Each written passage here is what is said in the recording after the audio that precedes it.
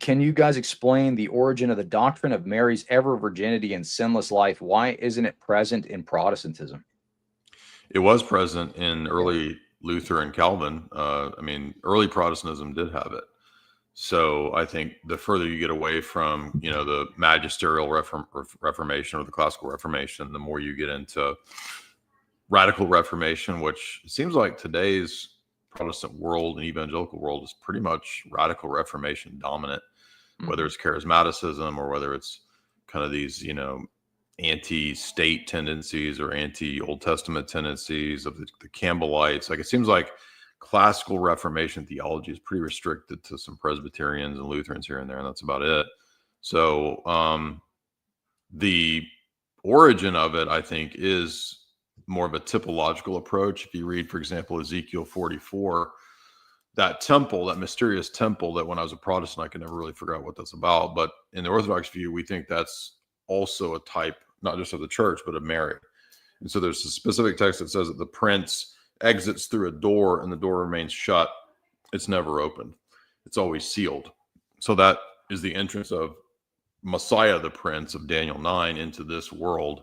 And yet the door by which he came remains ever virgin. So that's one basis, but also I think being the new Eve, all the typology of Psalm 45. I have a whole video, by the way, if Protestants are interested, on where I go through all the biblical typology of Mary.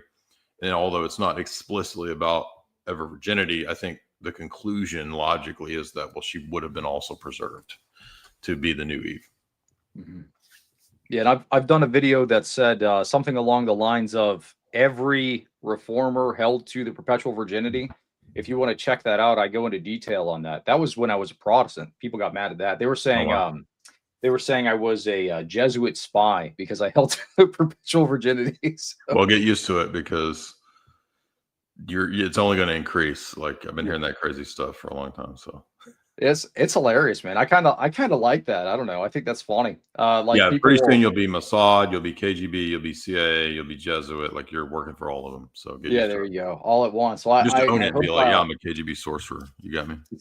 Planks and Pieces is a recent convert to Orthodoxy. You posted a video about this a little while ago. Could you give me some insight on the controversy around depicting the Father or Ancient of Days, and what position should we hold on this? I've seen people argue both since coming to Orthodoxy. Yeah, there's the best book on this is Volume 2 of the Theology of the Icon by Losky and Ouspensky, and there's about 3 chapters in the later part of that book. I mean, the first few chapters are really good about Palamos and icons and how you really can't divorce the energies doctrine from iconography. Those are really strong chapters, and there's actually quite a bit of probably apologetic meat that we could get from that we haven't even really dived into yet.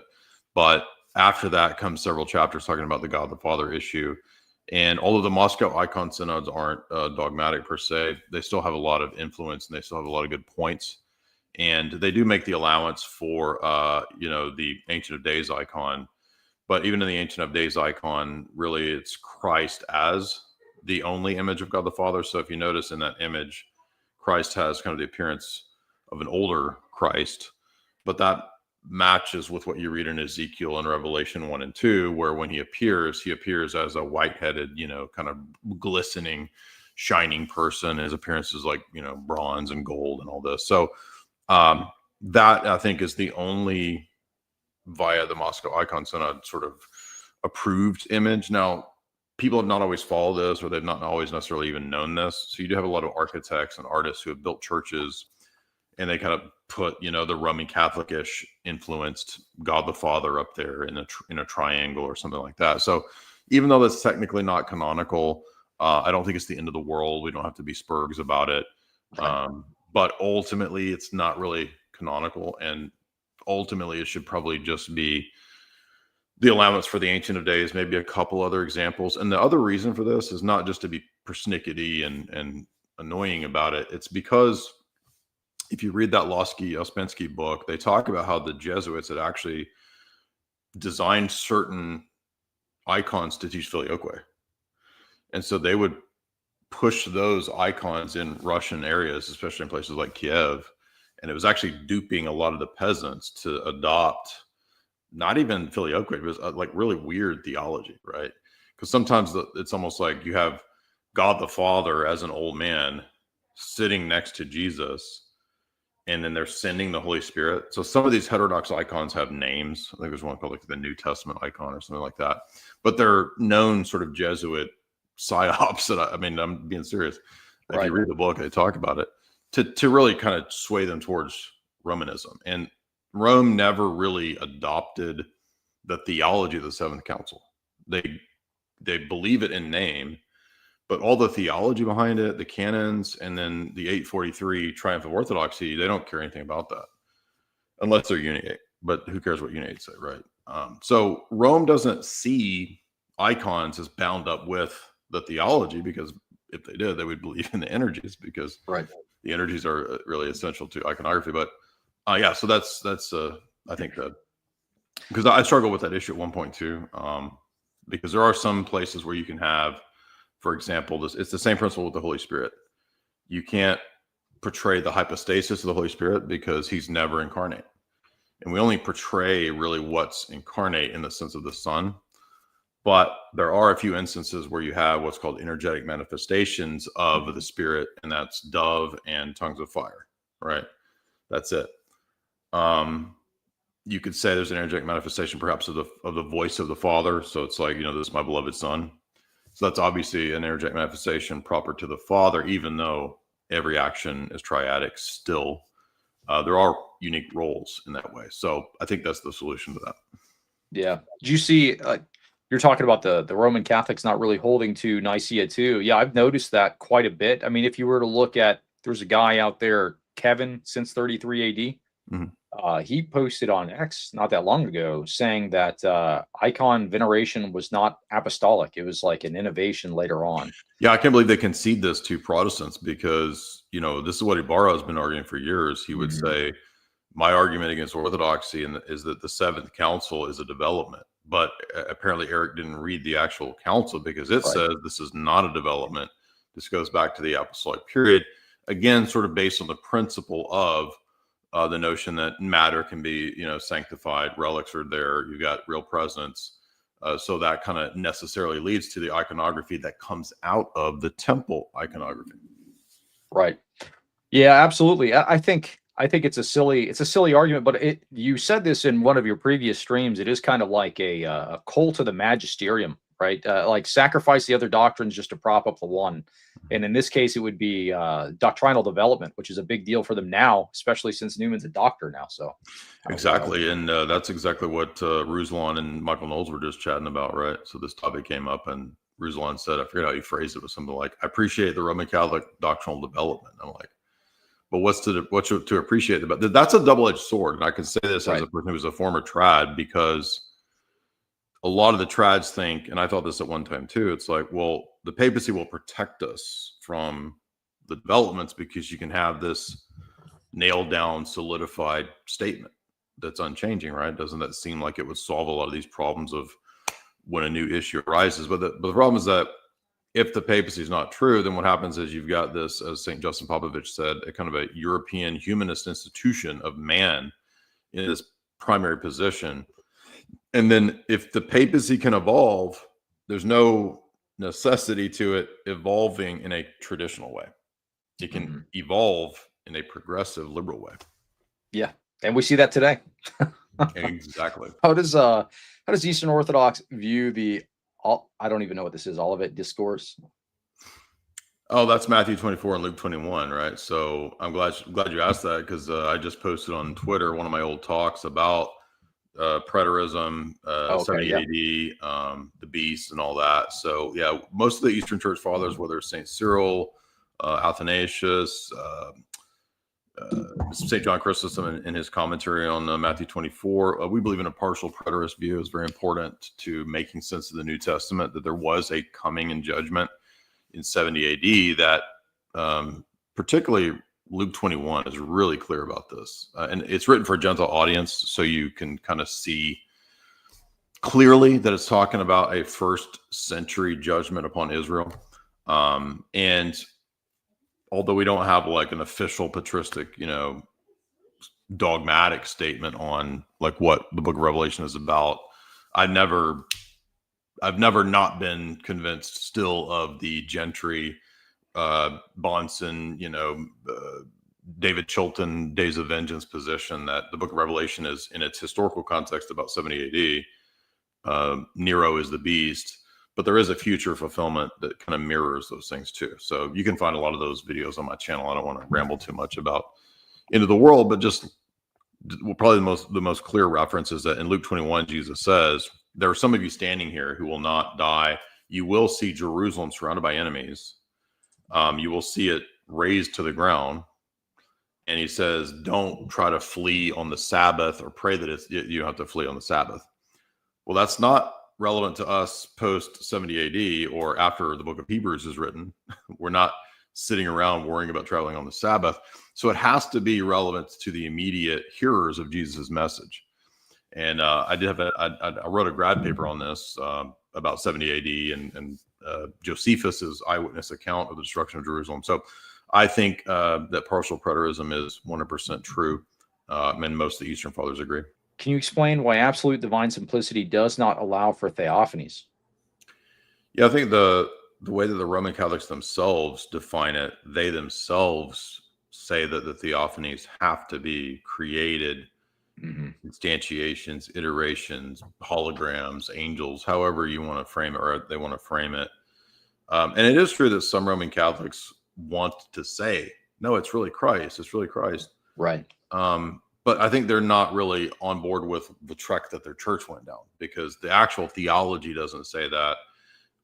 Particularly if you read Dr. Bradshaw's article on Essence Energy, What Kind of Distinction, the longer version, he gets into the Fourth Lateran Council, which has a definition of divine simplicity that you could call, it's in the literature, it's called identity thesis. So basically any predicate of the divinity is identical. It's isomorphically identical with the divine essence. So if you say divine knowledge, divine mercy, divine justice, they are the divine essence. And this becomes even more problematic when Roman Catholics want to say that God is pure act or actus purus. Well, is that also a predicate of the essence? So God's essence is pure act? Well, if God is eternally pure act, then you're now in these weird Aristotelian categories of, does he eternally then move what?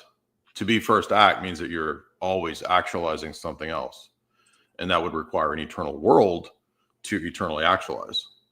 And so that's why, for example, Basil in the Hexameron, he criticizes Aristotle as a bitheist. He says Aristotle believes in a dyad because you have the eternal actualizer and what he actualizes eternally. So that's also a problem for the incarnation, because if you read the kenosis passage of Philippians 2, clearly there's a willful self-limiting that the Son did to step into time and space. It's not the Father, it's not the Spirit, it's one of the hypostases entering into a mode of being that the other two do not. And if you have this really radical metaphysical commitment to an absolute Neoplatonic simplicity, you have to understand, as Dr. Bradshaw shows in his works, there's not just one model of divine simplicity in the patristic era. The Cappadocian model is not the Neoplatonic model. Origen and First Principles and Plotinus and Augustine have the same idea of what simplicity has to be. It's not the same thing as what the Cappadocians think simplicity has to be. So the Cappadocian model is first and foremost concerned with defending the triad. The Western Augustinian or Origenist model is first and foremost concerned with the metaphysics of absolute simplicity and no distinctions, right? So you can see which model obviously is more Trinitarian. It's the Cappadocian model. That's what's at Constantinople I. And the Eastern Church Fathers, as far as I'm aware, none of them have the Augustinian speculation that theophanies could be created things. Every Orthodox Church Father, all the way back to Justin Martyr, all the way up to whenever, the theophanies are really the logos in time and space. That requires the distinction, and it requires this not often talked about idea of mode. Mode is very important for theology because it's the way a thing is, it's how a thing is. And so it's the second person of the Godhead entering into a mode of being incarnate that the other two do not. Now think about it. If God is an absolutely simple ball, you can't have one of the ball be in a mode of being that the other two aren't, because you're basically moving in the direction of modalism. And so the main problem with absolute divine simplicity, especially if you read even the Catholic, just go to the Catholic Encyclopedia and read the entry on eunomius. It sounds like Aquinas. Yeah, on that same kind of, I saw that in the Tim Gordon debate where he was saying the theophanies were created. Tim is just expressing the standard Thomist Catholic position. Right. It does. I think you were right to harp on it a bit though, because that does sound ridiculous out loud. Absolutely. And you had made a argument a while ago that I thought was really interesting to think about. That essence energy distinction is necessary to have any kind of coherent Eucharistic theology, because otherwise you're saying what you're eating the essence of God. Yeah, this is an argument that I noticed reading St. Cyril of Alexandria's 2 letters to Sixcensus. So they're not very long. I recommend everybody read it. You'll notice that in those letters, Cyril says, clearly we are partaking of the deified flesh of the God-man. That deified flesh is deified because he communicates his uncreated immortality to it, to raise it, to deify it. And he says, we all know we're not eating or partaking of the divine ousia, physis, or essence. Yeah. What's the only other option? And by the way, if you read Cyril in many other places, he is very clear about the energies. St. Cyril explicitly teaches the essence energy distinction. So we know that Cyril is arguing that the uncreated energies are what deify and permeate and penetrate the Eucharist, because that is the deified flesh. And so the principle of Christology is the same for the principle of the Eucharist. That's only possible if you have the essence energy distinction. And in the Thomistic or the Roman Catholic scheme, I mean, who knows? Like, I've never really gotten a good answer. There is a really long discussion in who's the Thomist? Lagrange, excuse me, about this, and he doesn't know. Yeah, that's interesting. I mean, why can't we just say what Cyril and the Fourth Council or the Third Council of Ephesus say? Right. You're eating the deified flesh of the God-man. Okay, well, deified isn't a created thing. And if you read Palamas's debate with the Barlaam, the whole debate shifts towards what we partake of, what we're participating in. And if the argument holds that you're partaking of uncreated grace, uncreated glory, then what's in the Eucharist can't be just another creature. You guys should tag team Islam. Jay and Cleave to Antiquity versus Jake, the Muslim metaphysician, and Trent Dougherty. Trent is retired. You won't see any more videos from Trent. So, are you being serious or are you joking? No, Trent Dougherty, the Roman Catholic guy. Yeah, he's done. He's not doing any more stuff after the debate that you had, and then I debated him shortly after that. He's not coming back. I mean, unless he changes his mind, but that was the last word, was he's done. Well, he didn't do too well, so yeah, I don't blame him. Pray for that guy. Pray that he becomes Orthodox. How about that?